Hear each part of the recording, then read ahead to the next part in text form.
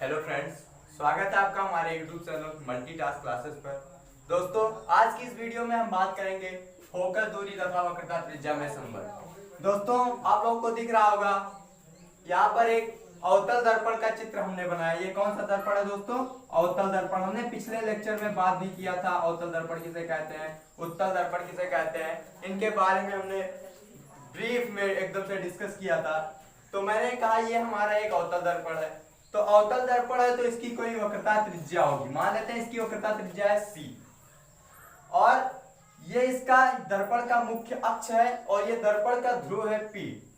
तो दोस्तों, हमें पता होना चाहिए कि दर्पण के मुख्य अक्ष के समांतर आने वाली प्रकाश की किरणें, माना ये हमारी प्रकाश की किरण आ रही है और दर्पण के परावर्तक तल से जैसे टकराएगी तो मुख्य अक्ष से होती है ऐसे निकल जाएगी और मुख्य अक्ष को जिस बिंदु पर प्रतिच्छेदित करती है उसे दर्पण का मुख्य फोकस कहते हैं, जिसे हम F से रिप्रेजेंट करते हैं। तो ये हो गया दोस्तों हमारी आपतित किरण, ये हो गई परावर्तित किरण। आप लोगों को पता है आने वाली किरण को आपतित किरण कहते हैं और जो परावर्तित होकर निकल जाती है किरणें उन्हें कहते हैं परावर्तित किरण। परावर्तित किरण तो ये हो गया। और यदि हम यहाँ पर वक्रता केंद्र से इस परावर्तक तल पर एक लंब खींच दें, मतलब यहां से इसको हम मिला दें, ये थोड़ा सा सीधा बनाइएगा आप लोग, इसको हम मिला दें तो यहां पर हम देख रहे हैं ये हमारा बीच में अभिलंब का काम करेगा। ये हमारी आपतित किरण, ये परावर्तित किरण और ये बीच में अभिलंब। और मैंने परावर्तन का एक नियम बताया था कि आपतन कोण सदैव परावर्तन कोण के बराबर होता है, मतलब ये कोण हमेशा इस कोण के बराबर होता है अगर हमारी किरण परावर्तित हो रही है। तो इसे कुछ पॉइंट मान लेते हैं, माना इसे A, इसे मान लेते हैं B, C है। तो ये चीज हो गया हमारा। हम लिखने जा रहे हैं, इसे ध्यान से आप लोग समझिएगा कि कोण ABC, कोण ABC मतलब ये वाला कोण बराबर है कोण CBF के। कहां से? परावर्तन के नियम से, परावर्तन के नियम से। तो ये चीज आपको समझ में आई होगी। इसे मान लेते हैं समीकरण नंबर 1 और फिर मैं अगला लाइन जो लिखने जा रहा हूं कोण ABC बराबर कोण CBF के। कोण ये कोण बराबर होगा इस वाले कोण के, सॉरी यहाँ पर BCF कर दीजिए आप लोग, BCF के, BCF ये कोण बराबर होगा इस कोण के। क्योंकि हमें पता होना चाहिए कि जब किन्हीं दो समांतर रेखाओं को एक तिर्यक रेखा काटती है तो उनके द्वारा बनाए गए एकांतर कोण खंड के कोण क्रमशः बराबर होते हैं। तो ये रेखा और ये रेखा हमारी एक समांतर रेखा है, इनको ये BC नामक तिर्यक रेखा काट रही है तो ये कोण बराबर होगा इस कोण के। क्यों? एकांतर कोण। यहां पर आप लोग लिखते रहिएगा जिससे समझ में आए। एकांतर कोण, इसे मान लिया समीकरण नंबर 2। और फिर हम ये कह सकते हैं कि कोण ABF बराबर कोण BFP के, ये भी एकांतर कोण। देखिए ABF आप लोगों को दिख रहा होगा, ABF अर्थात ये बड़ा वाला जो ये पूरा कोण है ये बराबर होगा इस वाले कोण के। क्योंकि यहाँ भी ये रेखा समांतर है और इसको ये तिर्यक रेखा काट रही है तो ये कोण परस्पर बराबर होंगे। और दोस्तों मान लेते हैं जो ये कोण हमारा है थीटा, ये थीटा है तो ये भी थीटा होगा और ये भी थीटा ही होगा। और जब ये तीनों ये हमारे कोण थीटा हो गए तो ये कोण क्या होगा? 2 थीटा, क्योंकि ये थीटा प्लस थीटा बराबर हो जाएगा 2 थीटा। तो ये हो गया हमारा 2 थीटा। तो हम इसके बराबर लिख सकते हैं थीटा, इसका भी बराबर लिख सकते हैं थीटा, इसका बराबर लिख सकते हैं 2 थीटा के। तो यहां तक आप लोगों को समझ में आया होगा।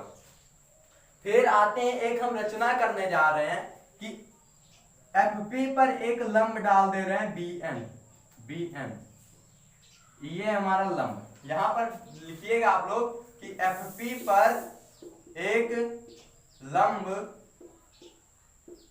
BN खींचा, ये आप लोगों को दिख रहा होगा। और जब लंब खींचे तो ये 90 डिग्री का कोण बनाएगा, आप लोगों को पता होगा। तो यहाँ पर हमको दो समकोण त्रिभुज दिखाई दे रहे हैं, एक ये बड़ा वाला और एक ये छोटा वाला। दो यहाँ पर समकोण त्रिभुज बन रहे हैं। समकोण त्रिभुज जिसका एक कोण 90 डिग्री है तो ये हमारा 90 डिग्री है। तो ये जब हमने लंब खींचा तो यहाँ से हम tan थीटा की वैल्यू निकाल सकते हैं। तो हमें पता है कि tan थीटा बराबर क्या होता है, लंब बटे आधार। आप लोगों ने पढ़ा भी होगा त्रिकोणमिति में। तो लंब क्या है, bn है, थीटा के सामने वाली भुजा लंब होती है, तो क्या हो जाएगा bn अपान cn, bn अपान cn। ये tan थीटा की का मान है कहां पर, समकोण त्रिभुज BNC में। ये हो गया। ऐसे ही BNF में हम tan 2 थीटा की वैल्यू भी निकाल सकते हैं। तो tan 2 थीटा बराबर हो जाएगा लंब बटे आधार bn अपान fn। ये किसमें है, त्रिभुज समकोण त्रिभुज BNF में।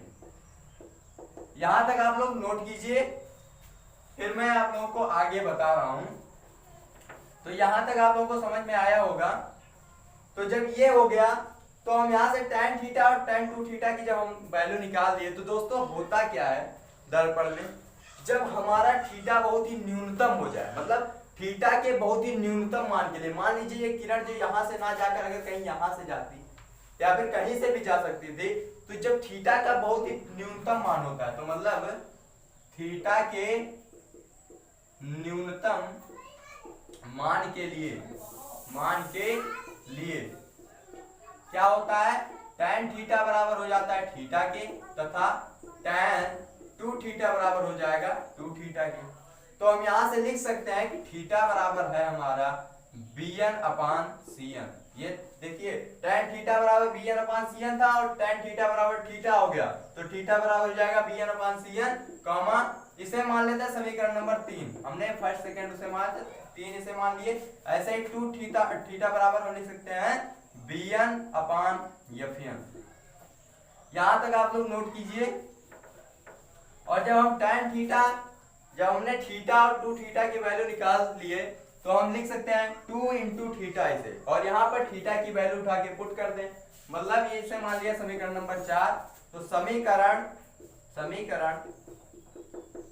3 से थीटा की वैल्यू समीकरण 4 में रखने पर, put the value of theta from equation 3 in equation number 4, then हम लोग देखेंगे क्या कि 2 इंटू bn अपान cn इक्वल हो जाएगा bn अपान fn के, और bn से bn हमारा एलिमिनेट हो जाएगा, बचेगा क्या 2fn बराबर हो जाएगा cn के। ये इधर आएगा और ये इधर जाएगा, तो 2 के साथ fn हो जाएगा बराबर हो जाएगा cn के।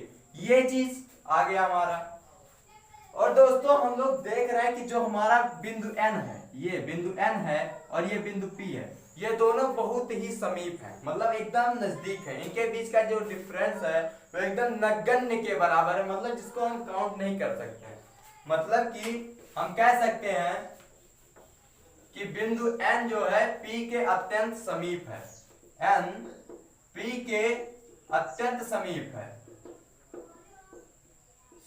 है, तो जो है n को हम लगभग बराबर कह सकते हैं p के। n जो है लगभग बराबर है p के। तो जब n लगभग बराबर हो गया p के, तो हम n के जगह पर p उठा के रख सकते हैं, कोई इसमें चेंजिंग नहीं होगा। तो हो जाएगा 2fp बराबर cp, 2fp बराबर cp। और हमने पिछले लेक्चर में बताया था कि वक्रता केंद्र से ध्रुव के बीच की दूरी को क्या कहते हैं, वक्रता त्रिज्या, और त्रिज्या की स्पेलिंग होते हैं रेडियस, इसे रिप्रेजेंट करते हैं कैपिटल R से। और मुख्य फोकस से ध्रुव के बीच की दूरी को क्या कहते हैं दोस्तों, फोकस दूरी, इसे स्मॉल f से रिप्रेजेंट किया जाता है। तो हम यहाँ पर इसकी वैल्यू उठा के ला के पुट कर दें, मतलब कि fp के जगह पर हम लिख सकते हैं f, तो 2f बराबर r, मतलब r बराबर हो गया 2f। तो हम कह सकते हैं कि जो फोकस दूरी होती है या फिर जो त्रिज्या होती है, वक्रता त्रिज्या, वो फोकस दूरी के दोगुने के बराबर होती है, या फिर हम कह सकते हैं कि f बराबर r/2, मतलब फोकस दूरी हमारी वक्रता त्रिज्या की आधी होती है। तो दोस्तों यही हमारा संबंध होता है फोकस दूरी तथा वक्रता त्रिज्या में, अर्थात फोकस दूरी वक्रता त्रिज्या की आधी होती है। तो दोस्तों इस वीडियो में बस इतना ही। Thank you.